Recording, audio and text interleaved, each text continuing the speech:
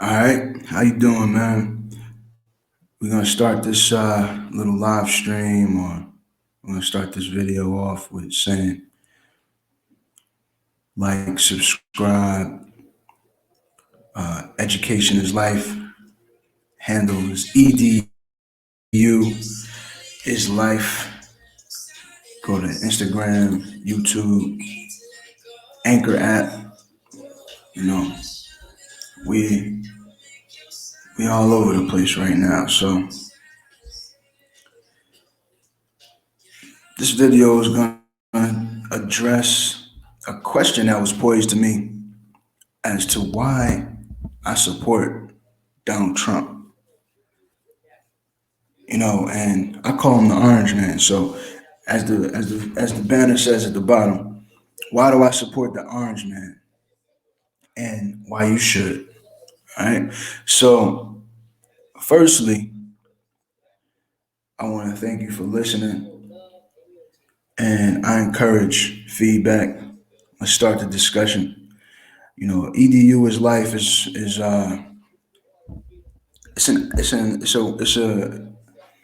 an ideal, or it's a way of thinking. So EDU's life is more about not being unaware of things, right? And also being in control of your own destiny, and being in control of you know, your mind, not letting others dictate your movements by flooding your head with false narratives. And definitely from a historical aspect, and how the historical aspect of the false narrative plays on our current situation, and how we live out our current situation will play out the future. All right, so I'm your host, Jared Risher, and I'm coming live from Saudi Arabia, originally from New Jersey in the USA. But I've lived all up and down the East Coast, from New Jersey to Georgia, inside of Georgia, Savannah, Pooler, Atlanta, Decatur, Duluth, Lilburn, all over. I lived all over the East Coast. Then I also lived in Maryland. I lived in Upper Marlboro and in Bowie. Um, I lived in Jersey. I lived in Union to Vauxhall to Maplewood. I've been many places. So, in all of the places that I've lived, I've taken it upon myself to, take it in, and really observe. Growing up, we had a lot of older people who influenced, our lives, who were our mentors, who were our teachers. And that's what helped me shape my mindset to where when I got old enough, there was no more time to follow others. It was time to set our own precedent. So, we created our own, me and my friends, we created our own thing, which is called FDH.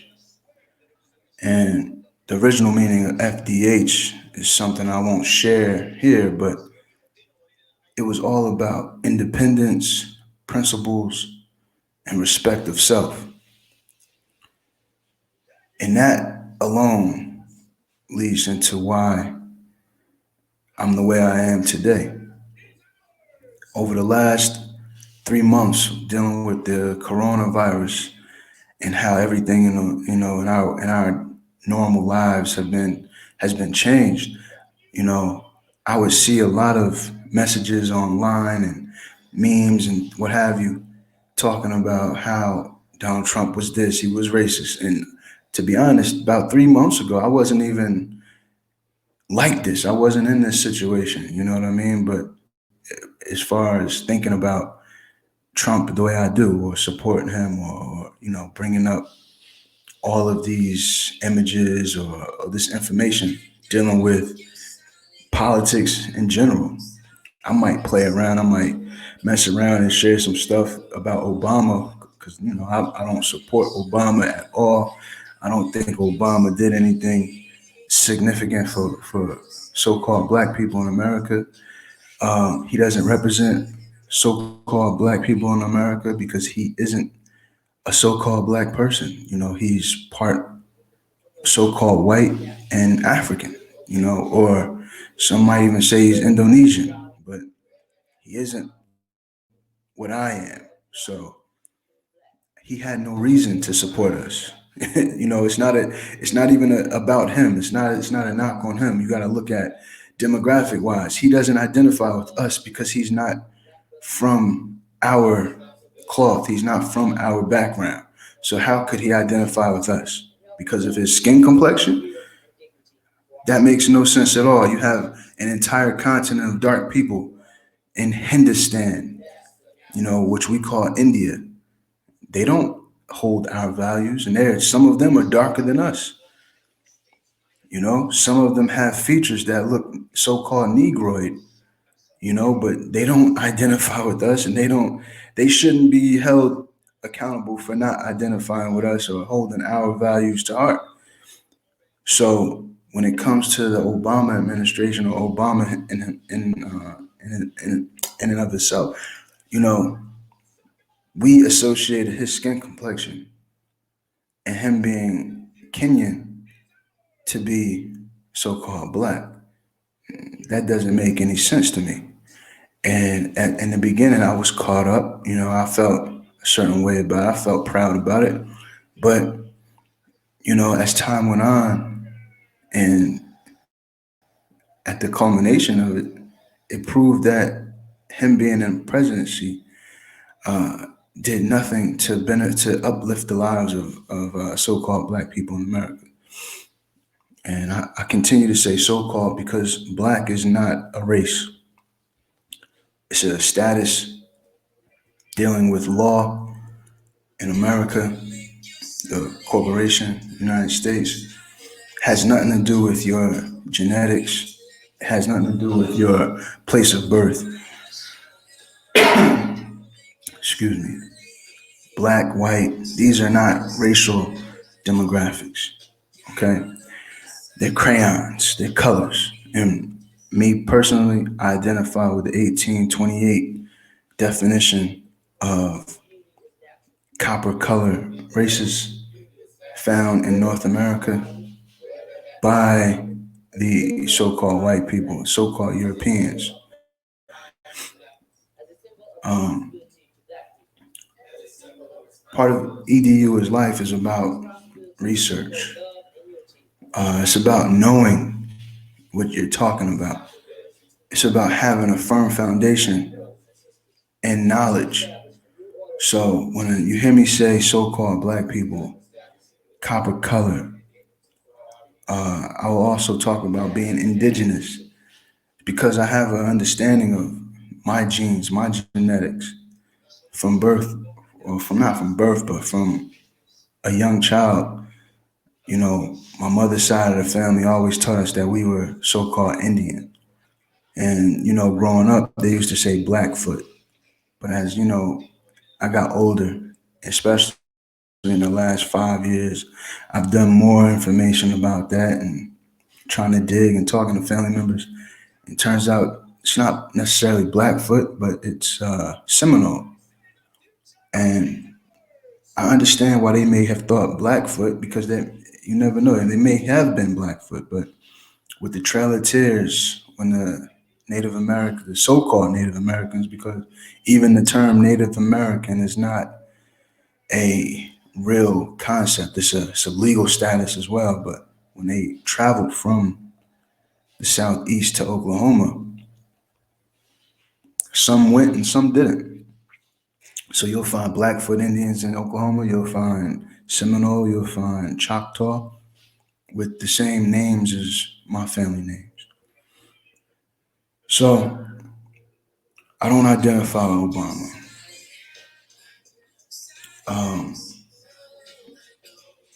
have no reason to back any party for the simple fact that my family is from the soil in America. And the way I see things is this is a occupation. This is not some cooperation. We are subjects. We're not we're not participants. We have choices. And I I take the route of exercising my choice. You know, I either participate or I don't participate. And the reason I got involved with this is because I was tired of just seeing the memes and loved ones or friends and people I care for just falling victim to the narrative.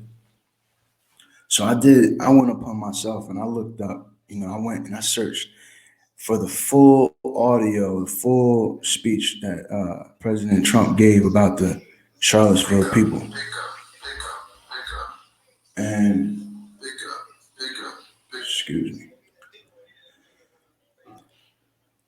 When I watched the entire audio from the Charlottesville address, I saw that what he said was taken out of context. So for the last 4 years, people have actually that people on the opposing side of Donald Trump have actually went along with the idea that he was racist and he was calling, he was supporting like white nationalists or he was supporting the racism, and this was early in his presidency. So we have to one, we have to take time and not jump to conclusions or jump the gun. We should listen to everything when it deals with politics because no matter if it's Republican, Democrat, Donald Trump, or whoever, they're speaking double with a split tongue. So you should take it upon yourself to listen and never give anybody the benefit of the doubt. These politicians are public servants. They actually work for us. We don't work for them and we're not their subjects.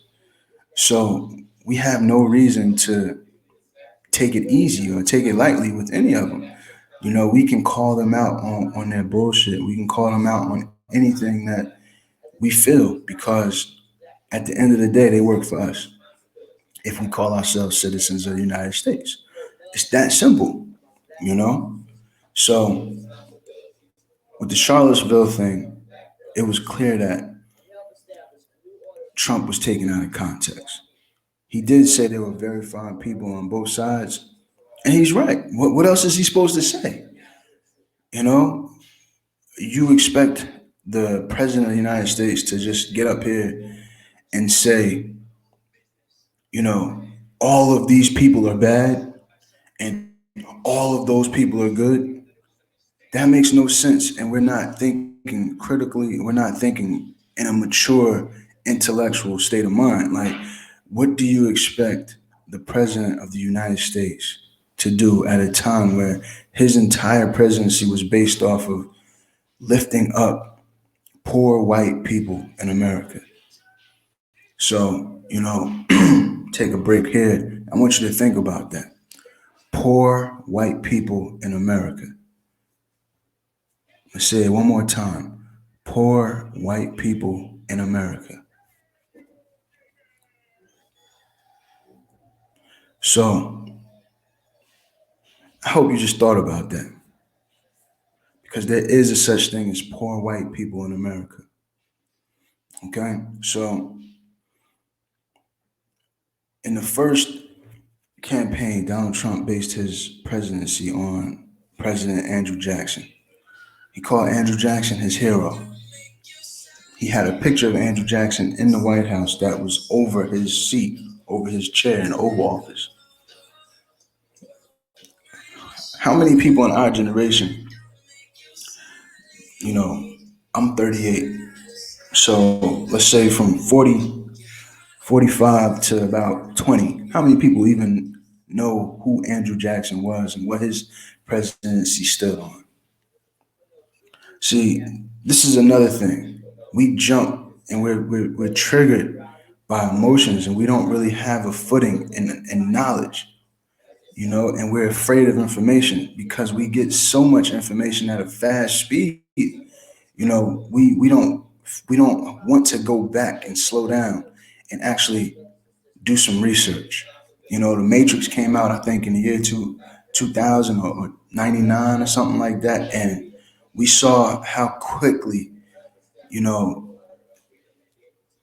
they were able to learn from, kung fu to fly a helicopter. So obviously, we're not doing that now, but it kind of screwed up our entire culture of learning, where we're not focused on patience and taking our time to get things done right. We used to say, get it down pat, if you're from the country, if you got country family. We want everything at the snap of a finger, like a bolt of lightning. And that just isn't real.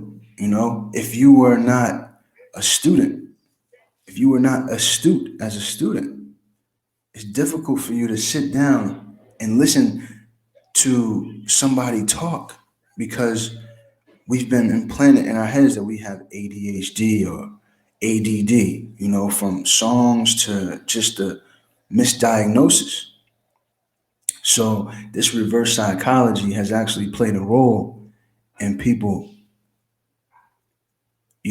having these ideas in their minds, like you speak it into existence and now it becomes real. You know, if you want to live like that, that's on you. But the facts are, their facts are all wrong. And it's all a game. It's all like witchcraft or sorcery. So you have to break through all of that. Like they say, the cliche phrase, you have to break through the matrix and you have to figure out what's real and what isn't real. And the only way you know that is by getting down and doing your research and getting to the root of things. So, moving past the Charlottesville situation, like I said, I went back and I listened to the entire speech. And no, he didn't say only there were fine people over there and fine people over here. He said there were fine people on both sides. And like I said a minute ago, that was true. You have to, as the leader of this nation, you have to say that, politically speaking and being politically correct. Just because you're black or so-called black or and you're not so-called white doesn't mean you have to doesn't mean you're going to not be mature and say, yeah, that's what I expect them to do. No, you have to expect these things. But what we missed in all of that was the fact that he said the KKK was repulsive. Racism is not to be tolerated. See, nobody talked about that. And this is what he said during the Charlottesville incident. But nobody wants to talk about that. And what do you gain by omitting that from history? You only play yourself. If you don't allow yourself to hear the truth and accept the truth, then you base your life off of a lie. And what do you gain? Are you supporting you by omitting that? Are you supporting the Democratic Party? Does the Democratic Party support you? That makes no sense at all. So during this time of the corona thing, there's a lot of conspiracy or truthers out there that break down the numerology on corona and being the crown and the virus and comets and what have you. It's up to you to go and look into all of that. But it all plays a part, like this is a time where there's an awakening. We had 3 to 4 months of nothingness, no work, no day-to-day grind, no rat race.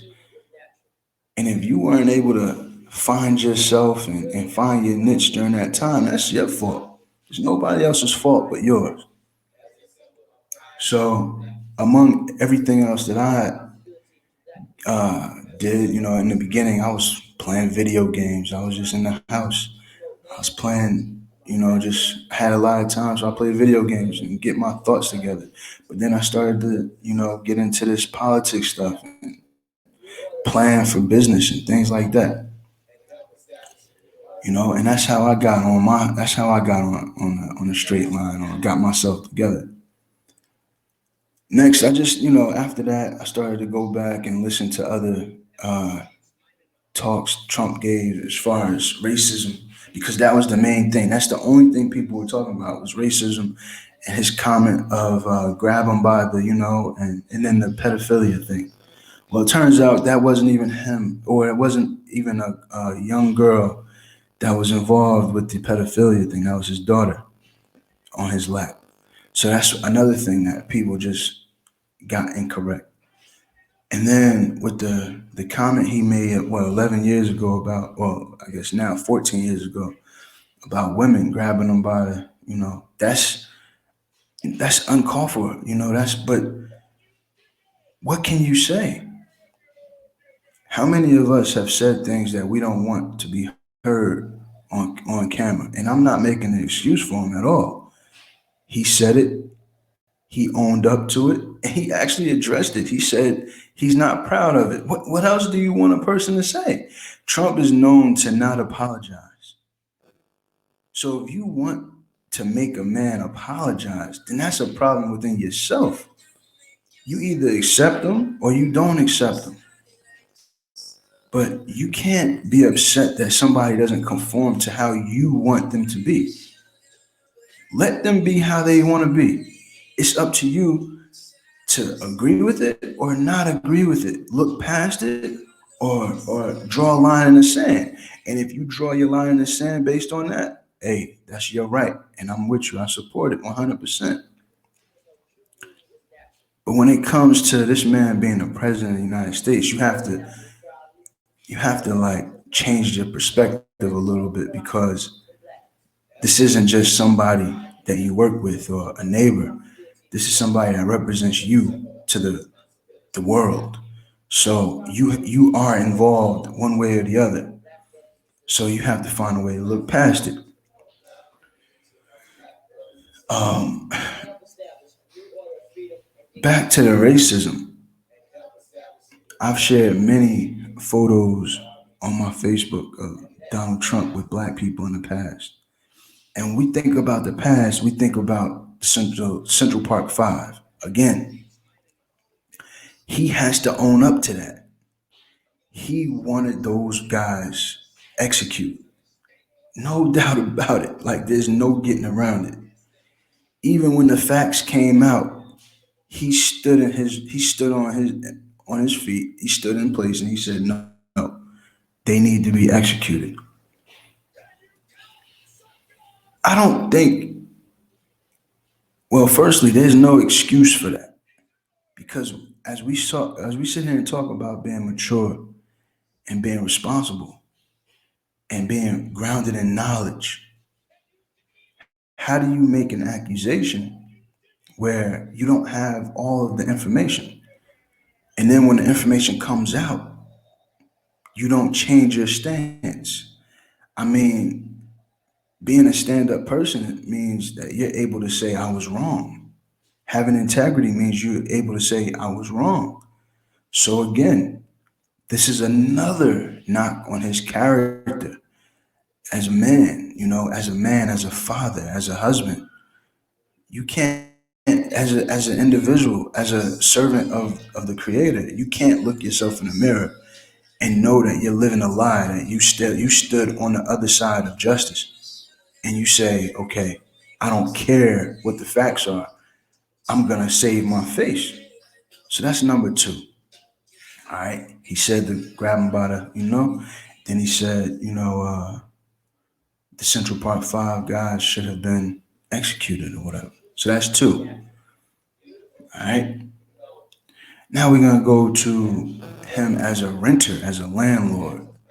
So many don't, many have not listened. Well, I'm not going to say have.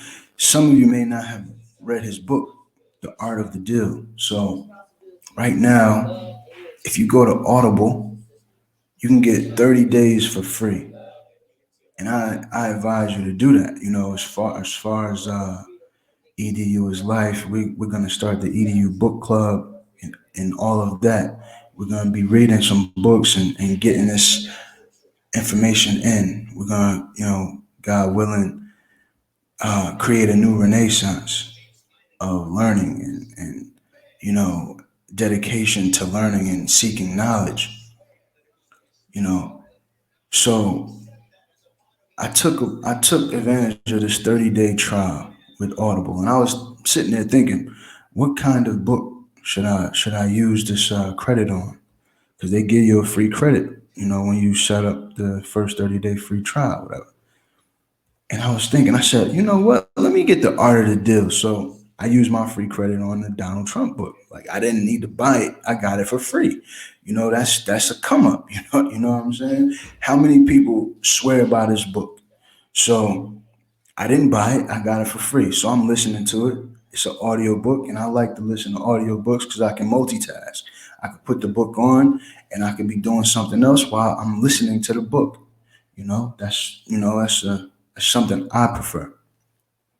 And inside the book, he breaks down the situation where when he was a landlord, and he went to court. He had to go to court for discriminating on minorities. Firstly, if you call yourself a minority, that's your problem. It's nobody else's problem. A minority, as per the law dictionary, means a minor. I'm not a minor. I'm responsible and I'm in control of myself and I can handle my responsibilities. I'm not a minor anymore. I'm a grown man. So the only aspect in that is, and this may be a little deep for some, but to correct the status where you go from being a corporation or a straw man and you go to have a SPC, which is a secure party creditor, and you move out of the fictitious person into your own human being inside the United States corporation. So that's something else we'll talk about later, not right now, outside the topic. So back to the minority situation. Uh, he was accused of um, discriminating on minorities. So long story short, he settled out of court. But the argument was people were upset that he was forcing tenants to show that they could pay 4 months in advance so that he wouldn't have any issues of rent not being paid or people who wouldn't take care of the property. Listen, if you're an entrepreneur, if you're a business person, how can you go against it? How can you have a problem with that? You know, the only issue is how many people can pay 4 months of rent in advance that are actually going to be a renter. See, that's the way you have to look at it. People who are renting don't have the money to pay 4 months in advance. However, if you are a landlord, would you not want somebody who can pay their money, their rent in advance, so you don't have to, go into litigation or argue about getting paid? That's the only argument. So, do black people have money? So-called black people have the financial uh, wherewithal to pay rent 4 months in advance? Yes. Period. So, if you were someone looking to move into that property and you couldn't pay that rent, move on. Go to somewhere else where they'll allow you to do that. See, the issue is not Donald Trump. The issue is America. The issue is prejudice and discrimination. So when you see a president or someone like Donald Trump come into play, why would you expect anything to be different? Our issue is idol worship and not dealing with the fact that through religion we were given idols, and that's what we attach ourselves to. I don't care if you're American or you come from outside of America, if you're a Christian or you come from outside of Christianity. Our lives that we live right now, which some people call a simulation, some people go into the metaphysics of it and say this is just a simulation. We have been given these idols to worship, you know, whether it's statues, graven images, whether it's Jesus, whether it's, sports and stars. We've been given all of these things and we attach our emotions to them. But the simple fact is, we are looking for a savior because for the majority of the world, they're Christians. So they're thinking that this savior died for them and is coming back to save them. But they forget about doing things on their own. So that's a problem because even under the Abrahamic faith or the umbrella of Abraham, Christianity, Islam, and Judaism, you have a savior. You have someone who's coming back. So if you sit on your ass and you just wait for this character to come back and save you, when he comes back and you have your hand out looking for him to save you, you think he's going to save you or he's going to ask, what have you done for yourself? So that's the problem. You know, America is the problem, and the establishment is the problem. And people who are not happy with that establishment need to stand up and say, "Look, we're not happy with this. It has to change." But the so-called black people have left that in the hands of a particular party, the Democratic Party, where the Republican Party says, "Do for self, get off your ass, go to work." Put in the effort, put in the work. It's a free country. It's up to you to push it to the limit and say, I've done everything. It's true, it's not true. What we've come to find out is that those of us who are so called black that do make it, that do have a story to say, yes, it's a free country. If you work hard, you'll succeed. We know for a fact that that is not 100% true. But that doesn't mean that we go to the Democratic Party and say, help us. They're not here to help us. All they're here to do is tell us what to do and create policies and legislation that puts more control in favor of the government over our lives, putting us right back into the situation of being a minor, a child. I'm not a child. What I am is a so-called black person in America who's aware of systemic racism, who's aware of the centuries of discrimination, prejudice, bigotry, hatred. So getting back to why I support the orange man has nothing to do with overlooking the facts. You know, as I mentioned earlier, not Andrew Jackson. As I mentioned earlier, Donald Trump was building up poor white people in America. So when we go back in time, you'll find that there was a time where so-called black people, indigenous Americans, aka Indians, were doing very well, and there was still poor white trash in America. So when we fast forward to Tulsa, Oklahoma, and Greenwood District, this is what 1921. At that time, These people were living on a reservation. You have to go and do your own research about that.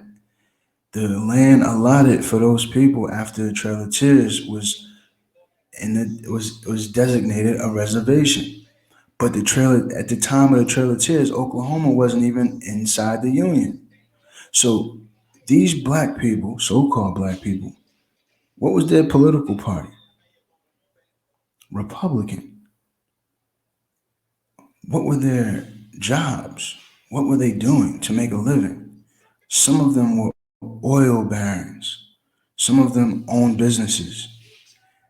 They had, and let's not only talk about Tulsa because there were more, but we're going to focus on Tulsa because it's the most popular. At that time, you had white people who were not doing good. They were poor and they were looked down on by the other white people. They were called poor white trash. They were called sandhillers. They were called scalawags and rascals, vandals. So if you don't know this information, again, that's your fault. It's nobody else's fault. So the point that makes when you go to support a Democrat or a Republican is that you have to realize that these people work for you. And you have to be able to look them in their face and tell them who they are. I know who Trump is. I know who his base is. And it doesn't affect me. In addition to all of that, what are the policies being presented? Because we can either look at things from a racial perspective and we lose because from a power position, so called black people aren't even unified on who we are. For the majority, so called black people think they're actually a Crayola color, and that's their nationality and their lineage, which is complete bullshit. So when we get into this political aspect, what are the policies being put forth? And this is how we're gonna end it. So I want you to think about this. What are the policies that they are presenting? We know, for the most part, off the top of our head, Republicans are about entrepreneurship. They're about business. They're about do for self. They're about less government. They're about freedom, freedom of choice. They're pro life. They're religious people. So when we get into the Orange Man and his cabinet, what drew me to the Orange Man? Well, I homeschool my children. Like I said in the beginning, I'm in Saudi Arabia. And I moved for numerous reasons, which I might get into in another time, or you can go to my Anchor app and listen to why I took my talents to the desert. So we don't live in the United States, but even when we lived in the United States, we homeschooled our children. In the state of Georgia, we enrolled our children, or our oldest child, in the K through 12 program, which was very good. They provide books, they provide computers, everything you need to run your homeschool program. There's still a part of the system as far as the educational system, but you are in control of their education to an extent. When we moved to Maryland, it was less supportive, where we had to actually, well, I don't want to say we. I give all the credit to my wife on that one. She had to put together a curriculum and manage everything. And at that time, this was the first time she did it. But She put in the work to make sure she met all of the requirements that the state asked for or had put on paper. And she did such a great job that her the person that the auditor who audited her curriculum and the work my kids had done, they congratulated her. They said, "Wow, this could be used as a template, for others." So what we have to get out of is the fear of independence. You can do it. Like you don't need somebody else to hold your hand. You just need that push. But the only time we think about we could do it is if we want to say, to hell with a friend or a family member, or our family say, "I do it on my own. I don't need any help." But when it comes to standing in front of God and standing in front of your government and saying, "I don't need any help," now it's no, what are you doing to help me? Listen, we need to understand the law. What are they required to do? If they're doing that, perfect. The rest is up to me. And that's what we need to say is get out of my way. Stop creating obstacles for me to be successful. And when I say that, I look at what Trump did in the first 4 years. And you have to salute him. You have to celebrate because for all of America, see again, I don't expect him to not look out for white people. Like, why would you expect anything less? But the opportunities that were created to include everyone, and especially so called black people, were monumental. You have two of the biggest proponents to Trump, Killer Mike and T.I. from the so called Black Mecca, Atlanta, clearly saying that they participated in opportunity zones. And they clearly made a profit and they clearly were successful with opportunity zones. Why can't we? Why can't we practice group economics? We're talking about Tulsa, Oklahoma, and we talk about how money went into the hands of those businesses 11 times or more before it left the community. We don't even have trust amongst each other today to do that, but we're worried about Trump. Trump is the least of your problems. Your problem is yourself, or our problem is ourselves. I don't want to talk like I'm talking down to anybody. No, it's us. So before we can point that finger outward, we need to point that finger inward and say, what are we doing with each other to build these bridges and build trust within each other so that, we can make the changes within our own community where we don't need the interaction or you know, the uh, cooperation from government. We don't need government to do anything but their job. Period.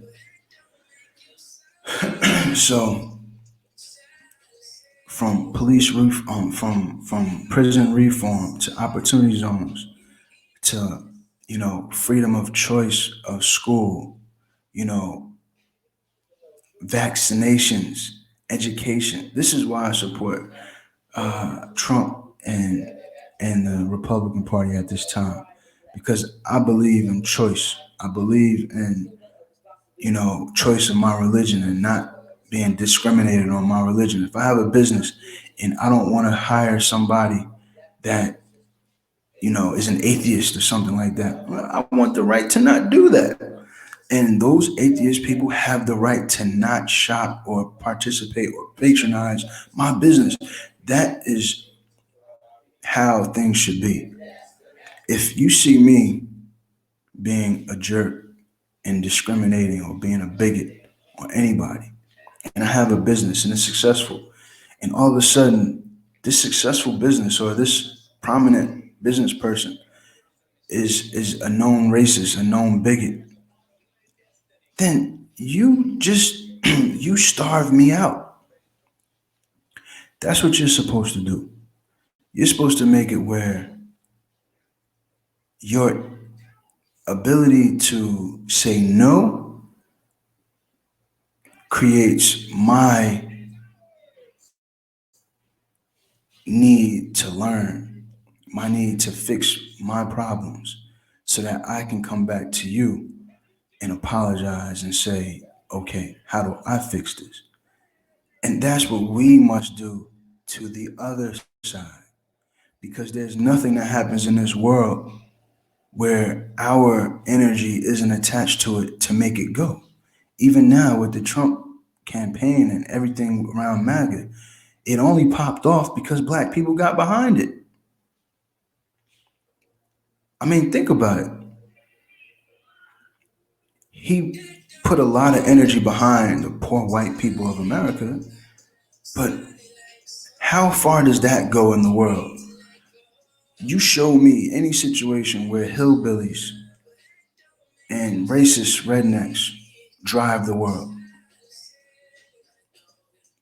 They can't market that, but they can market Kanye, they can market Candace Owens, they can market Ray Lewis, they can market Jim Brown, Steve Harvey, the list goes on. So you think about that again. When you put that power that you have of being created the way you are into how that can be a driving point to make others conform to you based on how you present yourself, not just because you are so called black, but because you live your life with respect. You respect yourself and you carry yourself a certain way. You put that into something where you can monetize it or you can control the outcome. And there you have it.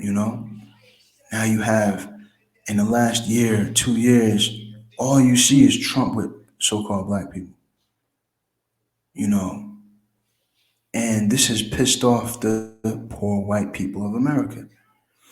So we're gonna end it here.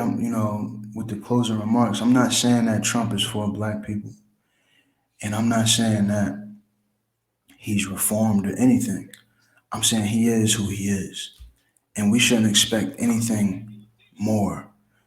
You should always look at things from a negative aspect and expect the least so that when the truth actually happens and you see that something comes out that wasn't up to par, you're not really let down. But if something happens better than that, then you have a reason, you have room to be happy. And that's what this whole political arena is. For so-called black people, we are the same thing as you see in Palestine. We are the occupied people. We're living in occupation. And until that occupation ends, you shouldn't expect anything better or anything more from this side. All right, so this is why I support Trump because everything that I'm looking for out of the United States, they give it. I don't look for anything more other than being able to be a man and a father and a servant of the Creator and stand on my own feet. All I want for them to do is get out of my way, give me what's due, give me what's rightfully mine, and allow me all the opportunity to get what's available from my government to all of its people, and that's it. You know, the Fraternal Order of Police, they're not run by the government. That's an entirely different department. And the government has tried to do police reform. The Democrats just passed their bill, but they blocked the Republican bill.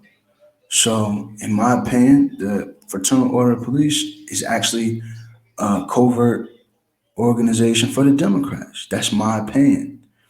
And, It's already been found that KKK members are within the police. So what do you expect? You know, where we have majority so-called black residents in certain cities, we should incorporate those cities and create our own police forces. Bring all the tax money into those cities. Where I'm from, there's a city called Vauxhall. That entire city can be incorporated and run by black people with our own police force, where Union Police Department don't patrol and have no jurisdiction. So there's no more excuses. If you're a grown man, a grown woman, get off your ass and go find out information. Period. And come together. Don't tell me that I moved and I'm detached and I don't know what's going on. I know exactly what's going on. My entire life I fought racism. Been on the other hand of racism. I don't want to say victim because I don't want to sound like it's a victimhood thing, but I've been the victim of racism throughout my entire life. So I don't want to hear any of that. I don't side with Candace Owens. I don't side with Terrence K. Williams. I don't side with the Hodgkins twins. I don't side with MAGA Hulk or none of them cats. They're corny. They're coons in my opinion, and they don't represent me and why I support Trump. I support Trump because that's my power, and I'm telling him, you go to work for me. As a president of the United States, you're a public servant, and I'm giving my power to support him, not for any other reason, but because that's what I choose to do. And with my choice and putting it behind him, now he has to make sure that he doesn't screw it up. All right, so we're gonna end it there, man. And I appreciate anybody who took the time to listen. Make sure you subscribe to the channel. EDU is life. You got Anchor, you got Spotify, you have Twitter, and you have YouTube. So this is new. We're gonna get into it. I need your feedback. Let me know what kind of books you want to read. What topics you want to discuss, and we'll get into it. All right, peace.